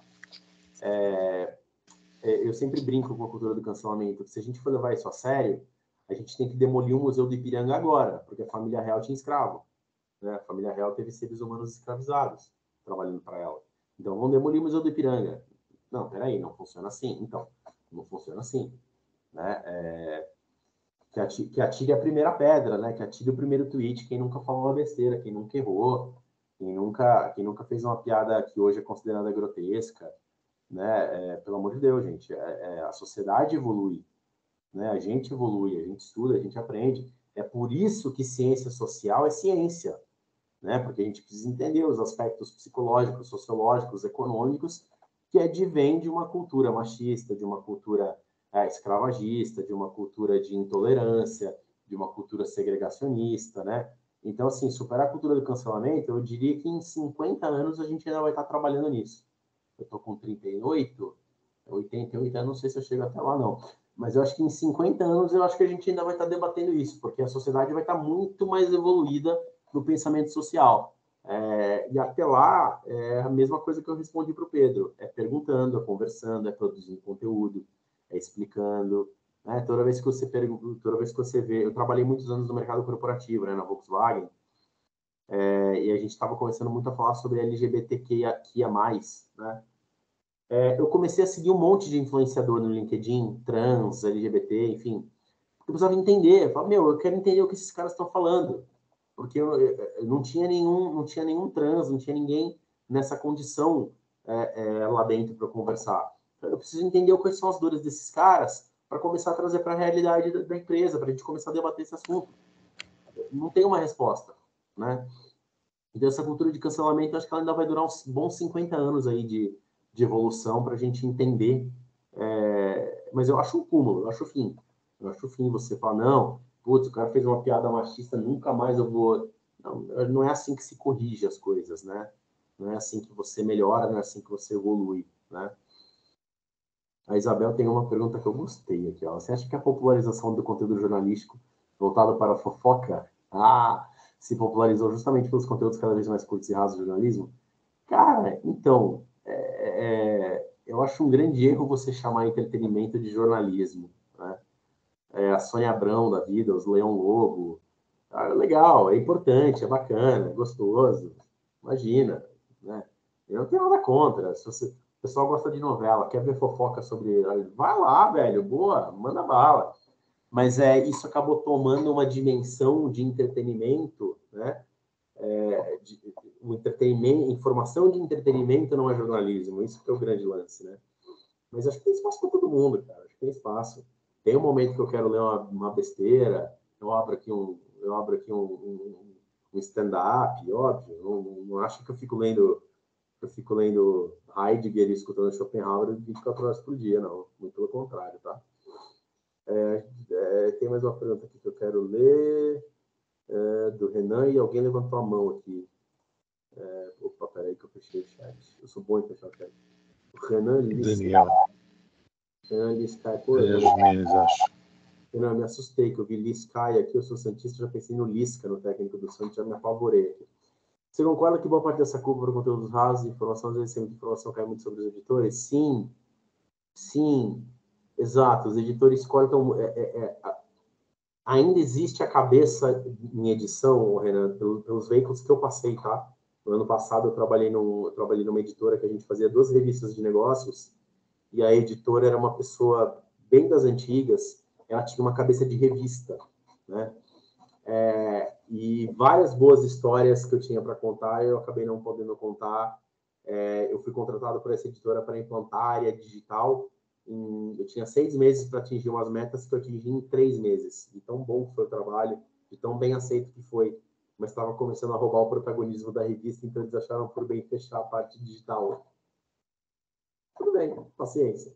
Acontece, né? E aí, hoje em dia, eu sei que as discussões lá continuam as mesmas. Como a gente faz para turbinar a base de assinantes? Então, faz uns 40 anos no mundo que a base de assinantes de veículo impresso está acabando no mundo. Não é você que vai ter uma fórmula mágica, mas ok. Mas sim, ainda existe muito, Renan, essa cabeça de fazer caber na página. Mas o web não tem página, mas a gente ainda tem a mesma forma na cabeça. A gente ainda tem o mesmo corpo, a mesma assadeira. A gente tem um bolo infinito para assar, mas a gente quer pôr na mesma assadeira. E aí, óbvio que vai vazar, né? Vai queimar, enfim, é horroroso, né? Giovana, você fala que tem suas dúvidas porque a sociedade não evoluiu nem depois da pandemia. Olha, eu sei, desculpa, eu sei, por isso que eu falo que vai levar 50 anos. A pandemia foram só 2, né? Então, vamos dar um desconto para a pandemia, coitada, a culpa não é dela. Mas o Daniel quer falar aí, ele está com a mão levantada, pode falar aí, Daniel. Pega a palavra aí, não sei como é que Opa, boa noite, Rafael. Durante a palestra, você comentou sobre a questão do bom jornalismo. Tipo, às vezes eu fico incomodado porque eu não sinto mais vontade de ver jornal. Independente do dia, nenhum. Já Globo, Band, nenhum, não dá vontade mais. Não só pelo acesso à internet que a gente tem, mas muito pela essa questão de o jornalismo está sumindo, porque o que antes era divulgação de produtos, a gente vê muito opinião. Você deu o exemplo das entrevistas dos presidenciáveis. Eu não assisti, mas eu vi a repercussão que teve, né? Os eleitores dele, ótimo, foi bem. Os contra ele, não, foi horrível, bom para o jornal. Aí eu queria te perguntar, você vê hoje em dia esse bom jornalismo sendo aplicado na questão de mídias tradicionais, né? TV, impresso, tudo? Porque, na minha opinião, fiquei a impressão que, tipo, hoje em dia parece até que quem não é jornalismo, jornalista às vezes está fazendo trabalho melhor que quem é. Eu vejo muito isso em programa esportivo, por exemplo. É um absurdo. Porque, tipo, tem coisa ali que é mais roda de amigo do que fato, divulgação, enfim. Aí eu queria a sua opinião disso. Olha, eu vou falar do meio esportivo, porque eu tenho um apreço muito grande pelo meio esportivo, porque eu entrei no jornalismo para ser jornalista esportivo, mas aí eu descobri que era uma porcaria fazer jornalismo esportivo e desisti. Tá? O jornalismo esportivo no Brasil, cara, desculpa, é uma piada. Assim, é uma piada.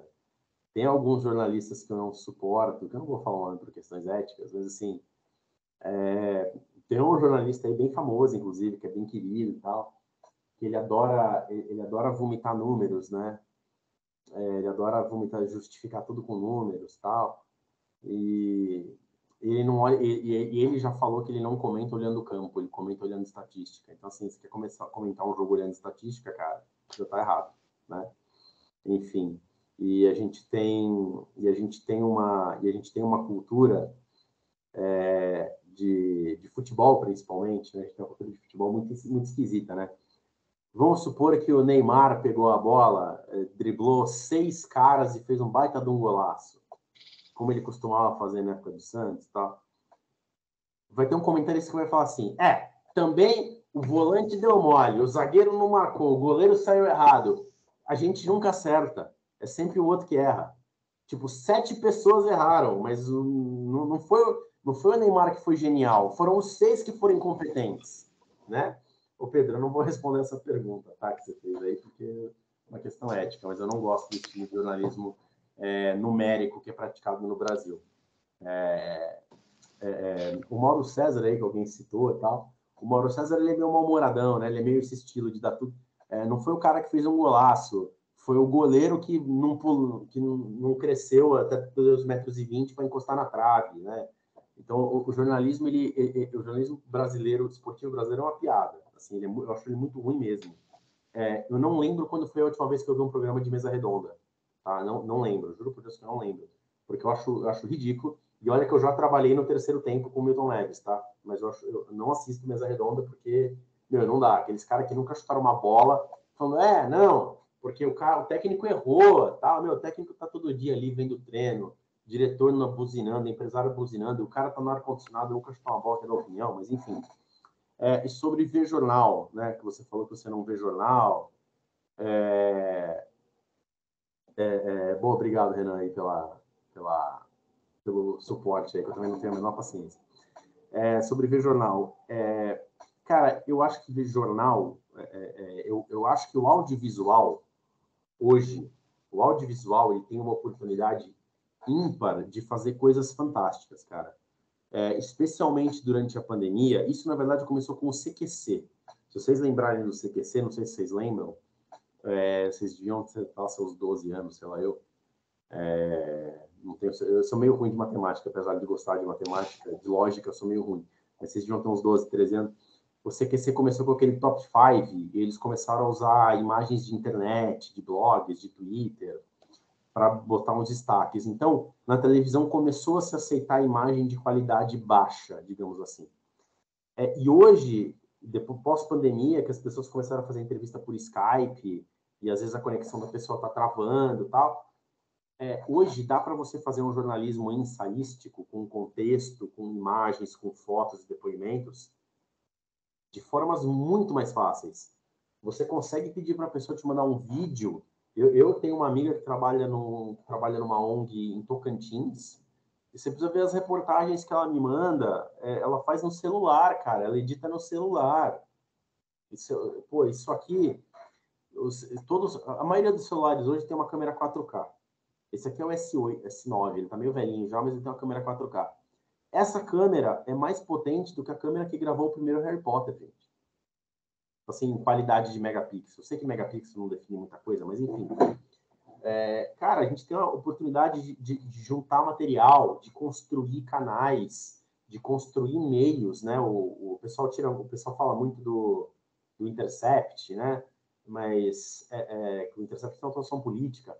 Mas hoje em dia, se você quiser criar um canal no YouTube de jornalismo ambiental, cara, você entra em contato com 15, 20 ONGs aí, essas Instituto Tartaruga Marinha, pede para os caras começarem a te mandar imagem, entrevista os caras por WhatsApp, manda áudio. Cara, a gente consegue montar uma reportagem enorme em, sei lá, 2 dias, cara, sabe? Então, assim, dá para fazer.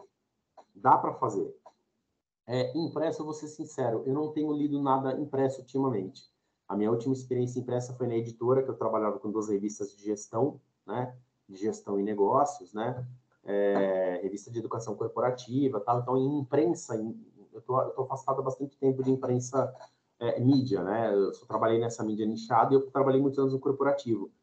Mas eu acho que o jornalismo ele está se colocando de um jeito que ele deixou de ser importante. Ele deixou de ser importante. As pessoas não... mas para que eu vou ver jornal? Que foi o teu depoimento, né, Adriano? Mas eu não sinto vontade e tal. Pois mas dá para você fazer coisas boas? Dá. Dá para fazer coisa legal, interessante? Dá. É difícil? É trabalhoso, mas tecnicamente nunca foi tão fácil. Cara, eu trabalhei em rádio numa época... Vocês são nascidos, acho que perto de 2000, 2001. Né, Matheus? Se eu estiver errado, 2000, 99, 2000... Por aí. Então...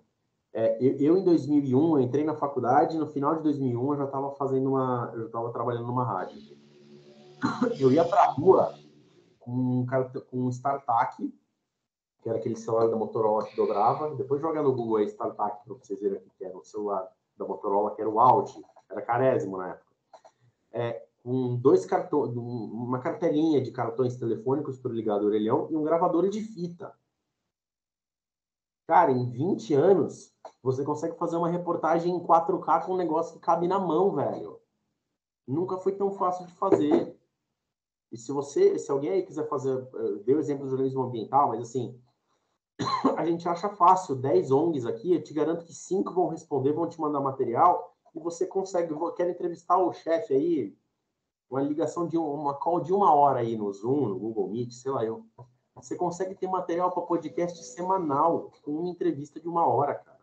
Sabe? Então, assim, tecnicamente nunca foi tão fácil de fazer. Mas a Globo não faz, a Band não faz, tal. Então, por isso que os meios de comunicação todos enfrentam crise, né? E cada vez mais existe esse espaço destinado a Big Brother, vender espaço para a igreja, né? Porque elas precisam se manter. Por quê? Porque eles não estão sabendo lidar com essas outras formas, essas outras linguagens, né? Como o Pedro perguntou aqui da personalização, de certos que elas não ouvem certos canais de TV e tal. O canal de TV pode ter uma posição. Eu acho que eu não vejo problema. Só que até os canais de TV que têm uma posição, eles estão se colocando numa posição perigosa. Porque só existe o azul porque alguém não gosta do amarelo, né? Então, assim, para você ter uma posição pró-Bolsonaro, você tem que ter uma posição pró-Lula. Isso é óbvio, a complementaridade dos opostos. Isso é assim desde que o mundo é mundo, né?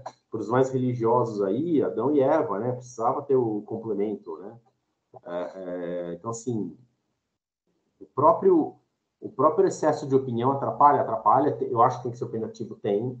Mas se você for monotônico, cara, o caminho é um só. Ruína, né? A editora Abril está aí, entre parênteses, não está aí para provar isso, né? O caminho é meio que um só, é a ruína.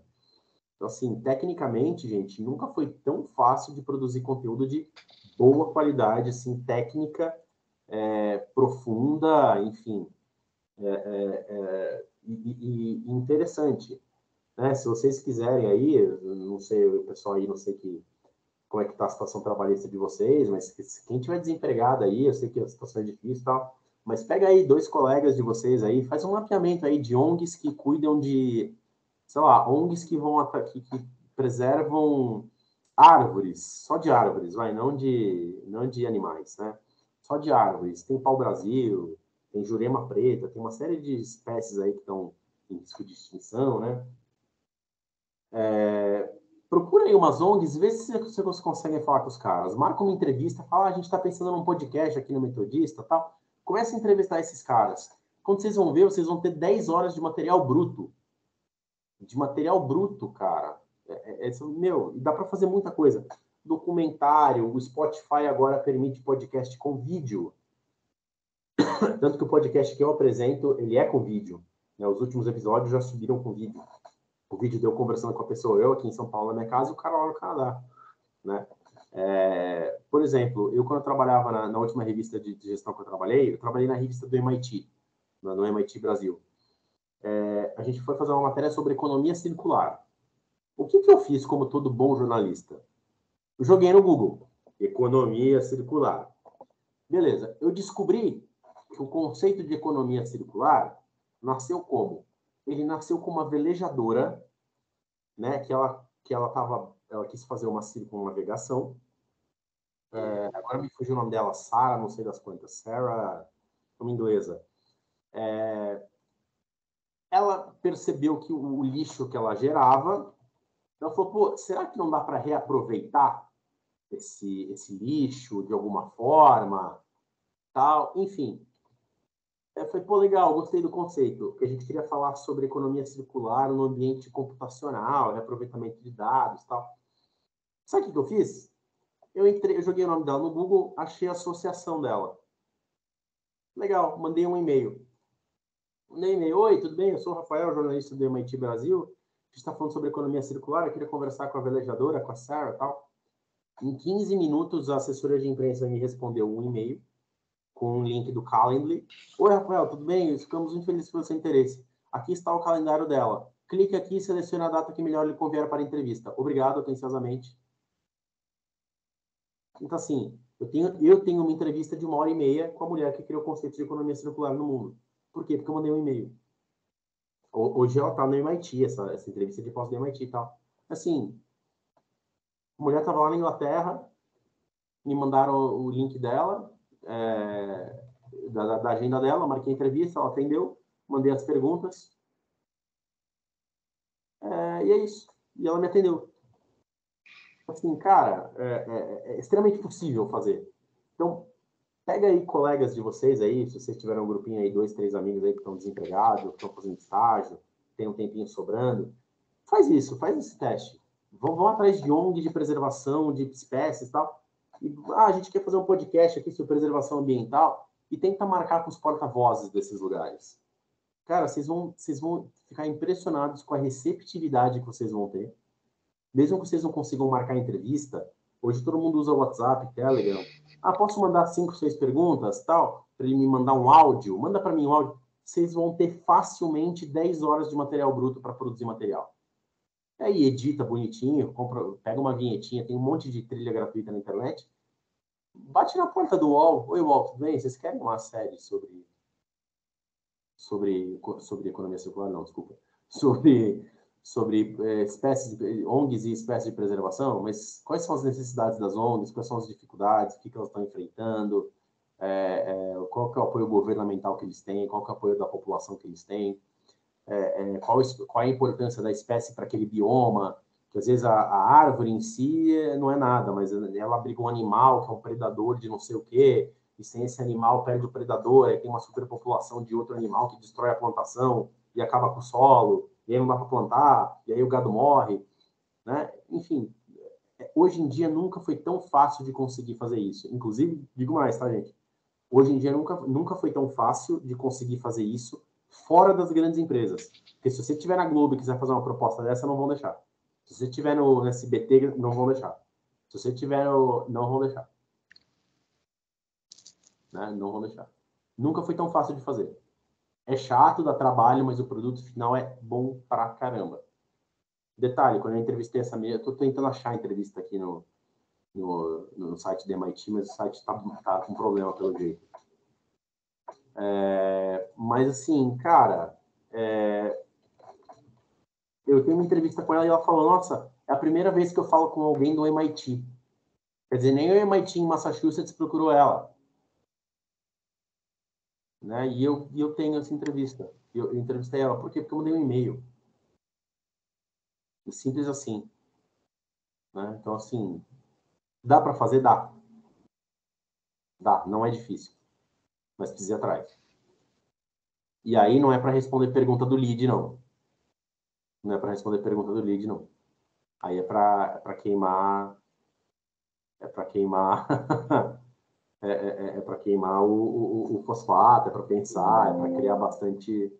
É para criar bastante. Desculpa, eu achei aqui o link.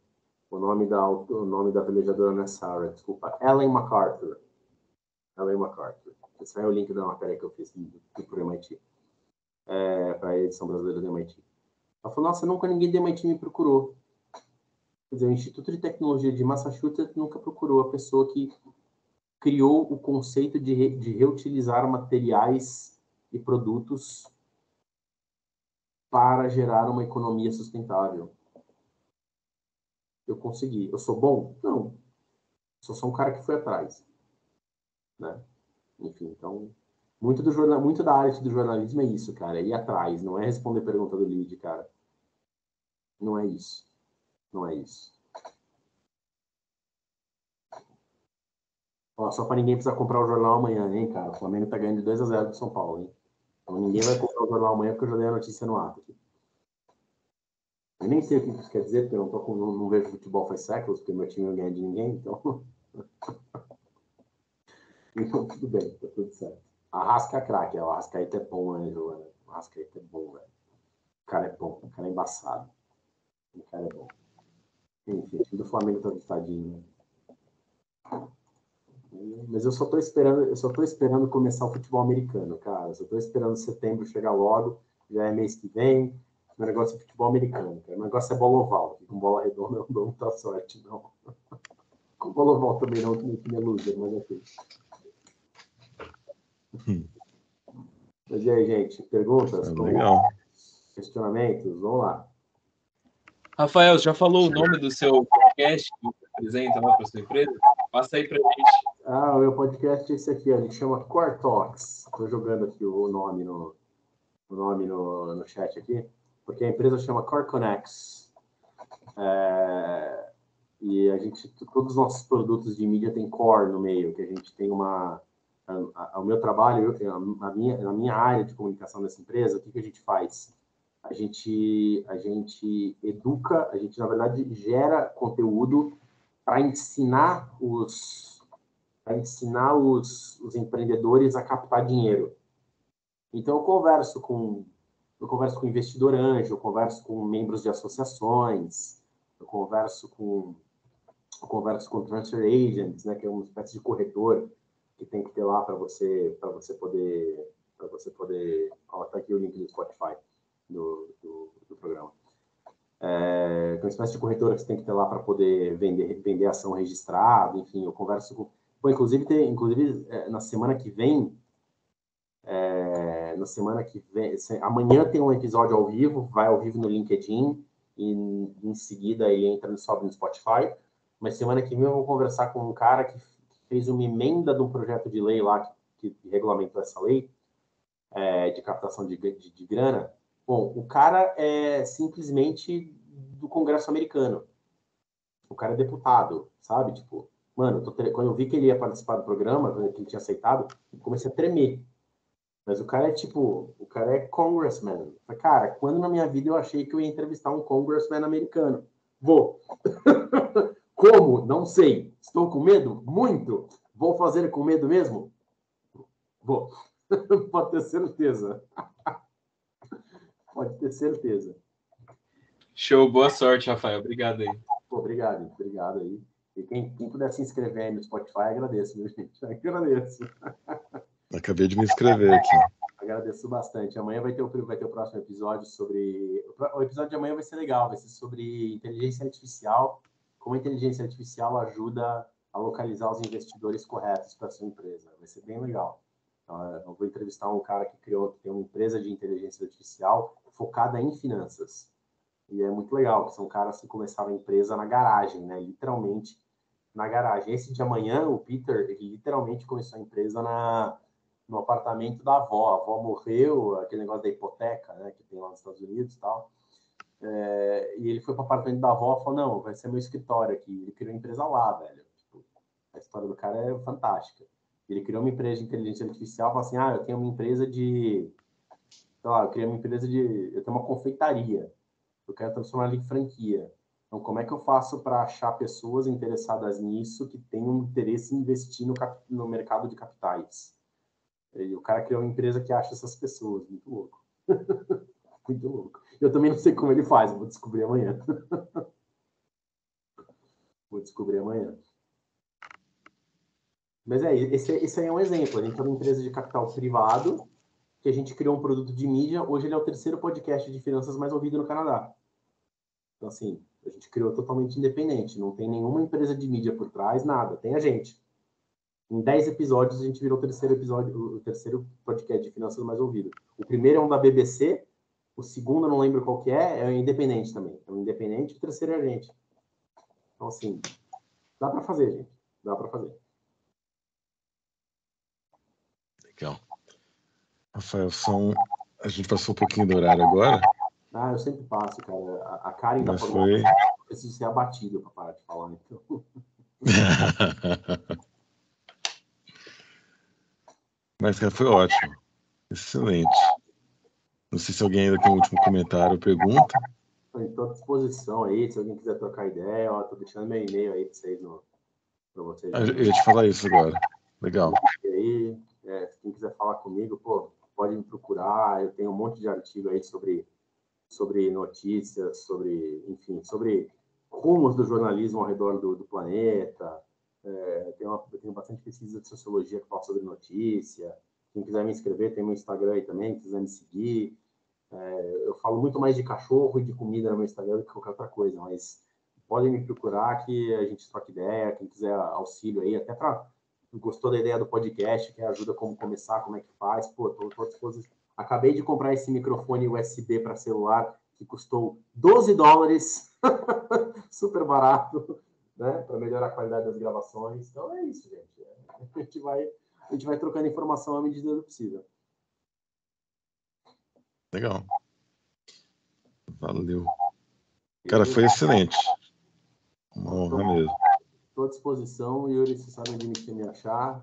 Estamos aí. Beleza. Tá, joia, gente. Um abração, Rafael. Obrigado, gente. Valeu. Pessoal, um abraço, boa noite para vocês. Até semana que vem. Valeu, gente. Boa noite, obrigada.